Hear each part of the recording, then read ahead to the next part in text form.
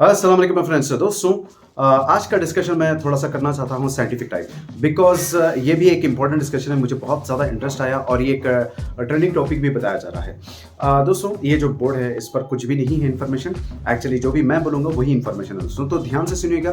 बिल्कुल छोटे से टॉपिक में मैं आपको अच्छी सी चीज़ें कवर करने की कोशिश करूँगा। दोस्तों, हमेशा साइंटिस्ट की खोज रही है, क्या हमारे जैसे दिखने वाले कोई और भी लोग हो सकते हैं क्या दूसरे प्लैनेट्स पर? क्या हमारी तरह एक वर्ल्ड भी दूसरे प्लैनेट्स पर देखा जा सकता है? तो इसमें कई मिशंस को किया गया है दोस्तों, मगर आज तक ये ठोस सबूत तो नहीं मिला है कि अर्थ के तरह ही कोई दूसरा प्लैनेट होगा, क्योंकि अर्थ ही एक ऐसा है जहां पर एक इंसान रहने के लिए, जानवर रहने के लिए या कई किस्म के स्पीसीज रहने के लिए जगह होती है और उसके लिए हैबिटेट्स भी होते हैं। हैबिटेट्स का मतलब होता है एनवायरनमेंट, यानी कि वातावरण को हैबिटेट कहा जाता है दोस्तों। अब फिर भी जैसे कि अब एक एडवांसमेंट के लिए यानी खोज के लिए एक मिशन को किया गया था दोस्तों, और ये मिशन हुआ था 1997 में। और इस मिशन को करने वाले 3 मेन स्पेस एजेंसीज थे दोस्तों, जिसमें कि एक नासा है और दूसरा है यूरोपियन स्पेस एजेंसी और तीसरा होता है इटालियन स्पेस एजेंसी। तीनों ने मिलकर एक जबरदस्त मिशन को अंजाम दिया और इस मिशन का नाम दिया गया दोस्तों कैसिनी-हुयगेन्स। जी हाँ, ये एस्ट्रोनॉमर्स के नाम पर बेस किया गया, जिसमें कि कोलैबोरेशन था 3 मेजर स्पेस एजेंसीज का, और इन्होंने बहुत ही खूबसूरत मिशन को अंजाम दिया था। ये one of the longest mission भी कहा जाता है दोस्तों, यानी कि इसने कुल मिलाकर 20 साल कंप्लीट किए हैं दोस्तों। जी हाँ, 20 साल तक ये एक्टिव था। 7 साल तो इसने धरती से जाने के लिए किए थे सैटर्न के ऑर्बिट्स में। वहां से 13 ईयर्स इसने एक्सप्लोर किया था कंप्लीट सैटर्न और उसके मून्स को दोस्तों। अब इसके साथ मैं आपको बता दूं, कैसिनी की अगर मेरे पास तस्वीर है तो ये देखिए आप।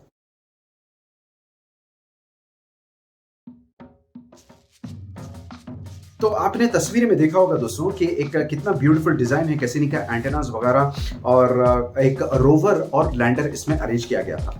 जब ये सैटर्न के पास गया, इसने एक्सप्लोर किया। अब नेक्स्ट टारगेट इसका था उसके मून्स पर लैंड करना दोस्तों। सैटर्न का भी एक मून, नेचुरल मून होता है जिसे टाइटन कहा गया था। इसके अलावा भी 83 मून्स सैटर्न के हैं ऐसा भी बताया जाता है दोस्तों। मैं आपको ये बता दूं कि अर्थ का भी नेचुरल सैटेलाइट है, जैसे कि मून उसको कहा गया है, वैसे ही सैटर्न के भी नेचुरल सैटेलाइट्स या आप उसे मून भी कह सकते हैं, जिसे वो लोग टाइटन, और एक खास किस्म का मून भी उसने उस वक्त किया था जिसे एनसेलेडस भी कहा जाता है दोस्तों। ये खास मून थे, इसके बारे में ही डिस्कशन हम करेंगे। मैं आपको बता दूं कि टाइटन पर इसने लैंड कर दिया था उस जमाने में। अब ये देखिए एक रोवर, और ये लैंडर का नाम होता है हुयगेन्स लैंडर। हुयगेन्स लैंडर सीधा लैंड कर चुका था टाइटन पर, और उसने कई ज़्यादा डेटा और तस्वीरें वगैरह फिर कैसिनी को दी, और कैसिनी से फिर मिला अर्थ को दोस्तों। जी हाँ, ये एक ज़बरदस्त मिशन था और बहुत ही हाईली सक्सेस था। उसके बाद इनका सिग्नल डिस्कनेक्शन हो गया। फिर कैसिनी का मिशन को एक किस्म से कोलैप्स करना पड़ा, क्योंकि ख़त्म हो गया था उनके पास फ्यूल, जितना भी वो ले सकता था उतना ले लिया। फिर सैटर्न के एटमॉस्फेयर में इसे लाया गया और इसे पूरी तरीके से डिसमेंटल कर दिया गया दोस्तों, ताकि वहाँ के मून्स के कुछ इफेक्ट ना पड़े मून्स पर, उनको एक नया कुछ बीमार टाइप ना हो वो मून्स, इसलिए उसे डिसमेंटल कर दिया गया 20 साल के बाद। दोस्तों, मैं आपको एक खास बात बताता हूँ। इस सर्च के दौरान कैसिनी ने कई ज़्यादा इंफॉर्मेशंस दिए थे, और इंफॉर्मेशंस में सिर्फ टाइटन ही नहीं था, उस इंफॉर्मेशन में दूसरे मून्स वगैरह भी होते थे दोस्तों। तो दोस्तों, सितंबर 15, 2017 में कैसिनी ने अपना आखिरी मिशन पूरा किया। पूरे तरीके से वो सैटर्न के एटमॉस्फेयर में डिसअपियर हो गया, क्योंकि वहाँ पर ओवरहीट जो भी चीज़ें होती गैसेस, उसके पास फ्यूल ख़त्म हो गया था एक्चुअली। फिर वहाँ से वो डिसमेंटल कर दिया गया। एक ख़ास बात ये थी, कैसिनी ने जब तस्वीरें ली थी तो सिर्फ टाइटन की नहीं, उसने एक और ख़ास मून की भी तस्वीर ली थी दोस्तों, और उस मून का नाम था एनसेलेडस। जी हाँ दोस्तों, ये एक बहुत ही ख़ास किस्म का मून है जिसे आइसी मून भी कहा जाता है, और ये धरती से 25 टाइम छोटा है ऐसा बताया जाता है दोस्तों। इतना छोटा मून है ये, जो सैटर्न के पास घूमता रहता है।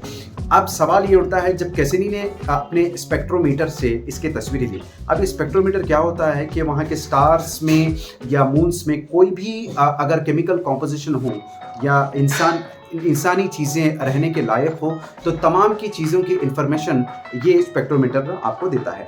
तो कैसिनी के पास भी एक ब्यूटीफुल स्पेक्ट्रोमीटर लगाया गया था दोस्तों। तो कैसिनी ने एक हैरत अंगेज कुछ तस्वीरें भेजी थी, जिसकी अभी स्टडी जो अब की गई थी पूरी तरीके से इसे क्लैरिटी से पढ़ा गया।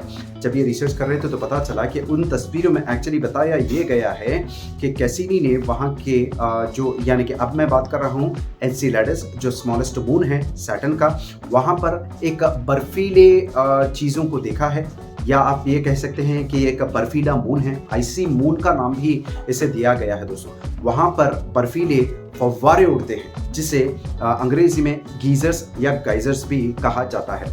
यानी कि ये फव्वारे इतने तेज होते हैं कि इस फव्वारों में ओशनिक फव्वारे भी आप कह सकते हैं, जो अर्थ से रिजेम्बलेंस कर सकते हैं। अर्थ के नेचुरल ओशंस में भी आप इस पानी के फव्वारों को देख सकते हैं, जो बहुत ऊंची ऊंची उड़ान में होते हैं। तब ये फव्वारे उड़ते हैं तो इनके अंदर कुछ बेहतरीन पार्टिकल्स होते हैं दोस्तों। हमारे जो नेचुरल हैबिटेट में जो पार्टिकल्स देखे गए थे अर्थ पे, सिमिलर काइंड ऑफ पार्टिकल्स वहां पर भी एनसेलेडस में भी देखा गया है। ऐसा किसने बताया? कैसिनी के फोटोग्राफ्स ने बताया दोस्तों, अपने स्पेक्ट्रोमीटर में। जी हाँ, वहां पर भी ये ऐसा पता चला है कि वहां पर एक बड़ा क्रस्ट है, यानी कि जहां पर जैसा जमीन है वहां पर कुछ ओशंस के ऊपर, ओशंस नीचे हैं, ऊपर बर्फीला लेयर है, बहुत ही सख्त बर्फीला लेयर है। मगर कैसिनी के ऑब्जर्वेशन के हिसाब से इसके नीचे कुछ ओशन का पानी है जो सॉल्टी भी है, और गीजर्स के अंदर से जो फव्वारे उड़ रहे हैं, कैसिनी का ये ऑब्जर्वेशन बताता है स्पेक्ट्रोमीटर में कि ये कुछ वेपर टाइप है और कुछ खास किस्म के पार्टिकल्स उसमें मौजूद है, जिसमें कि एक नेचुरल गैस पार्टिकल है जिसे मीथेन कहा गया है दोस्तों। जी हाँ, मीथेन को इसने देखा है, और कार्बन डाइऑक्साइड और हाइड्रोजन की मात्रा भी ये बताता है। अब ये कई किस्म के पार्टिकल्स, जब ये गीजर्स या गाइजर्स निकलते हैं वहाँ से, तब कैसिनी का ऑब्जर्वेशन ये बताता है, जो कई स्पेक्ट्रोमीटर के ऑब्जर्वेशंस में पकड़ा गया था,